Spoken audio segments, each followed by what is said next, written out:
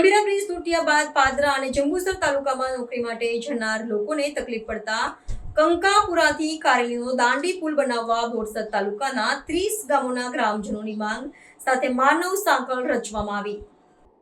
બોરસદ તાલુકાના કંકાપુરા તેમજ આજુબાજુના 30 જેટલા ગામોના અગ્રણીઓ યુવાનો સહિતનું તાજેતરમાં મહી કાંઠે બેઠકનું આયોજન કરાયું હતું, જેમાં તાજેતરમાં ગંભીરા બ્રિજ દુર્ઘટના બાદ અવરજવરની સમસ્યાના કારણે બોરસદ આંકલાવ તાલુકાના અનેકો યુવાનો બેરોજગાર બન્યાની ચર્ચા થઈ હતી। આ સમસ્યાના નિરાકરણ માટે કંકાપુરાથી કારેલીનો દાંડી પુલનું નિર્માણ કરવાની માંગ કરવામાં આવી હતી। બેઠકમાં ઉપસ્થિતોએ જણાવ્યું હતું કે અગાઉ અને ત્યારબાદ ભાજપના શાસનમાં કંકાપુરાનો દાંડી પુલ મંજૂર કરવામાં આવ્યો હતો, પરંતુ વર્ષો વીતવા છતાંય દાંડી પુલનું નિર્માણ થયું નથી। આ પુલનું નિર્માણ થાય તો બંને તાલુકાના હજારો લોકોને પાદરા, જંબુસર સહિતના સ્થળોએ અવરજવરમાં સરળતા રહે તેમ છે। જોકે બેઠકમાં યુવાઓ અગ્રણીઓએ દાંડી પુલ વહેલો બનાવવાની ઉગ્ર માંગ કરી હતી। ઉપરાંત વહેલી તકે દાંડી પુલ નિર્માણની કામગીરી શરૂ કરવામાં નહીં આવે તો વિસ્તારના 30થી વધુ ગામો દ્વારા આંદોલનની ચીમકી ઉચ્ચારવામાં આવી હતી। મારું કહેવું એવું છે કે મારી સાથે 100 યુવાનો છે, બરાબર।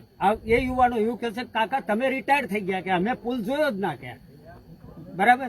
તો પુલ ના જોયો તો એના માટે તમે બધા વાતો કરો છો ખરા, કે તમારી ઉંમરના બધા વાતો કરે છે, તો અત્યાર સુધી મેં કોઈ પુલનું નિરાકરણ તો આવતું નથી। કેટલાય નેતાઓ આવે છે તો પુલની વાતો જ કરે છે ખાલી।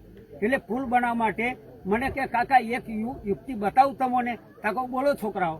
કહે છે કે આપણા કાંઠા ગાળાની અંદર કે કલમસરથી માંડીને ગાજણા સુધી 36 ગામ આવેલા છે કે પરાસાથી।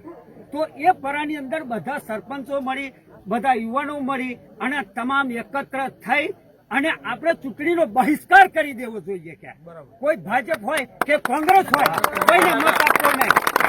આ મારા યુવાનોનું કહેવું છે। હવે હું કોઈક જાહેર કંઈક બનશે, કંઈક પ્રોગ્રામ, તારે કોઈ આ લેક્ચર હું આપીશ, આવું મેં મારા બાળકોને કહ્યું। ભારત માતા કી જય।